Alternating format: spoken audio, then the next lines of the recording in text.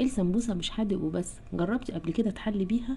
معايا النهارده هتشوفي طريقه هتعجبك قوي. في كام دقيقه هتحضريها في الشربات، هتغرقيها وباحلى طعم هتاكليه. يعني لو عايزه تاكلي حاجه حلوه كده على السريعه، جربي الطريقه اللي هتشوفيها.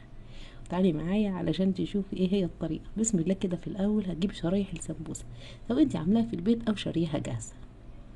هنركنها ثواني ونحضر عجينه بسيطه عباره عن معلقه كبيره دقيق، وننزل عليها بمعلقتين 3 ميه، ونبتدي نقلبها بالفرشه لحد ما يبقى معانا كده عجينه سايله. لو الخليط لسه تقيل معاكي زودي معلقه او معلقتين ميه وقلبي، هيبقى الخليط بالقوام ده، عجينه كده لكن خفيفه. هنركنها على جنب ثانيه ونرجع نجيب شرايح السمبوسه. السمبوسه دي انا كنت عاملاها في البيت وشايلاها في الفريزر، يعني انا عاملاها بنفسي. لو انت ما عندكيش سمبوسه عاملاها بايديكي تقدري تشتري سمبوسه جاهزه، وطبعا كلنا عندنا في الفريزر لفه السمبوسه بنشيلها كده للطوارئ. فهتجيبي الشريحه وتدهني الوش بتاعها بالعجينه الخفيفه اللي لسه محضرينها، وناخد الطرف كده ونبتدي نلفها بس كده. كلها هتمسك في بعض طبعا علشان العجينه اللي احنا دهنينها بيها. هنعملها رول كده وناخد الشريحه اللي بعدها. بس حاولي هنا ان انت تدهني كويس قوي الشريحه من فوق في اخر حته بنلفها، علشان هي دي اللي بتمسك الحرف بتاعها كويس. كمان وانت بتلفيها ما تحاوليش انت تضغطيها قوي، علشان الشريحه وهي بتتلف ما تبقاش مكبوسه جامد وتستوي معانا كويس.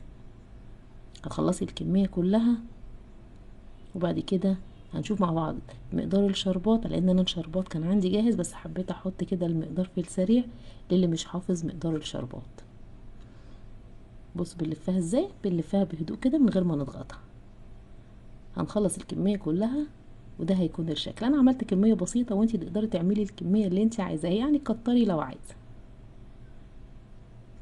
مقدار الشربات معايا كوبايتين سكر، كوبايه ونص ميه، وعصير نص ليمونه.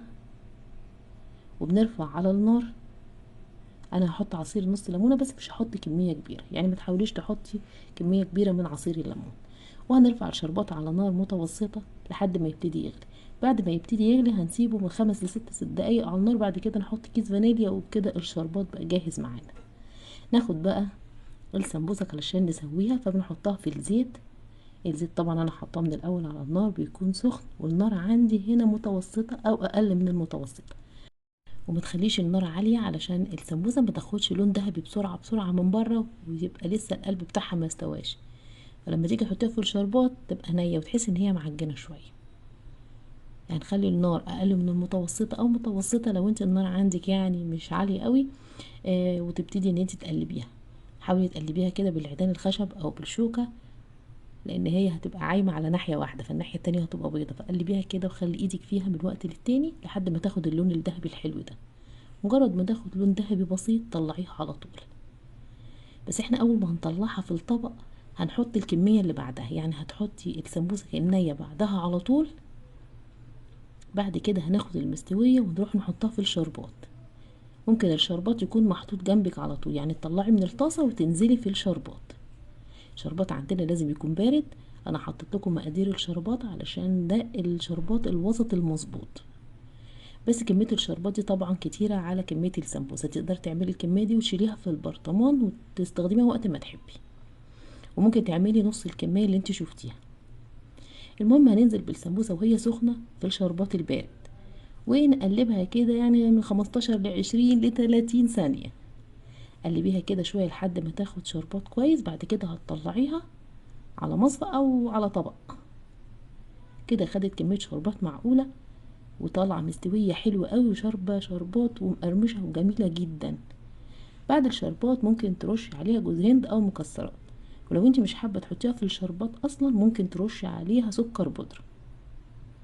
طريقه سهله قوي وبسيطه والنتيجه ممتازه. اسرع حلو فعلا ممكن تعمليه في كام دقيقه. لو نفسك كده اخر الليل في حاجه حلوه مش عايزه تقفي كتير، جربي الطريقه دي وحطي الاضافات اللي تعجبك. هتطلع معاكي الصوابع ذهبي ومقرمشه وقلبها من جوه شارب الشربات وطري، يعني هي مقرمشه من بره بس دايبه شويه من جوه.